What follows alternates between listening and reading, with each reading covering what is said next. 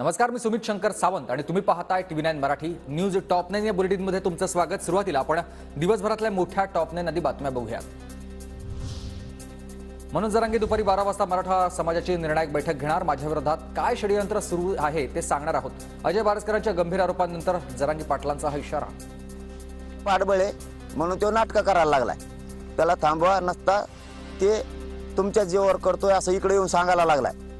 तुमच्या जीवावर करतोय असं जनतेत येऊन सांगायला लागलाय। तो आमच्या पाठीशी ही आहेत दोघ जण असं सांगायला, आरोग्यमंत्री आणि मुख्यमंत्री असं सांगायला खेड्यापाड्यात।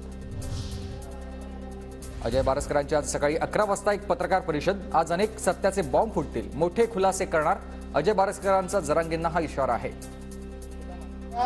इथं सत्य बाहेर पडणार आहे, पत्रकार परिषद होणार आहे, पण ते घेणारे लोक वेगळे आहेत आणि ते जरांगेविषयी सत्यता मांडणार आहेत। लोणावळ्याच्या बंगल्यातल्या बैठकीमध्ये काय डील झाली? बारसकरांचा मनोज जरांगेंना सवाल। तर डील झाल्यानं सरसकट आरक्षणाची मागणी सोडली आणि सगळे चोरेची मागणी केली, बारसकरांचा दावा। आरोप होता ह्या माणसावर, तो अपारदर्शकतेचा होता। लोणावळ्याच्या त्या बंद बंगल्यामध्ये तुम्ही आज काय चर्चा केली, काय डील झाली?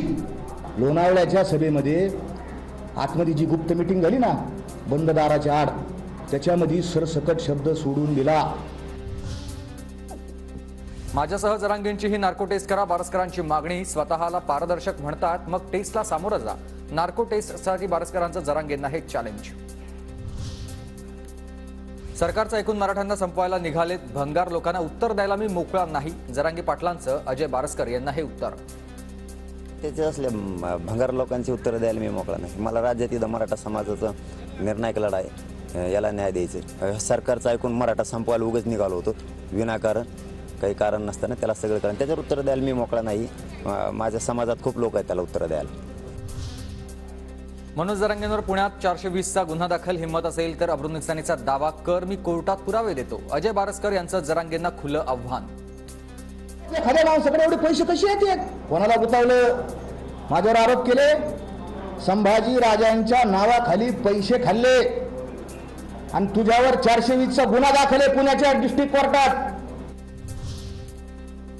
परभणीत ओबीसी आणि मराठा संघटनांमध्ये वाद पेटण्याची शक्यता। 26 तारखेच्या ओबीसी एल्गार मेळाव्यात भुजबळांना येऊ देणार नाही, भुजबळांविरोधात मराठा संघटना आक्रमक। जरांगे पाटलांनी उपोषण करू नये, क्षत्रिय उपोषण करत नाही, क्षत्रिय मैदानात लढतात।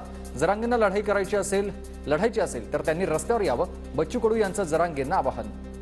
उपोषण पंडितांना केलं पाहिजे, पुजाऱ्यांना केलं पाहिजे, क्षत्रियांना उपोषण करू नये। क्षत्रियांना मैदानावर यावं, लढावं आणि मग त्यांनी उपोषण न करता लढाई लढायचीच असत तर ते रस्त्यावरची लढावी। नागपूर लोकसभा मतदारसंघातून नितीन गडकरींची उमेदवारी निश्चित, पक्ष नेतृत्वाकडून गडकरींच्या उमेदवारीवर शिक्कामोर्तब झाल्याची सूत्रांची माहिती।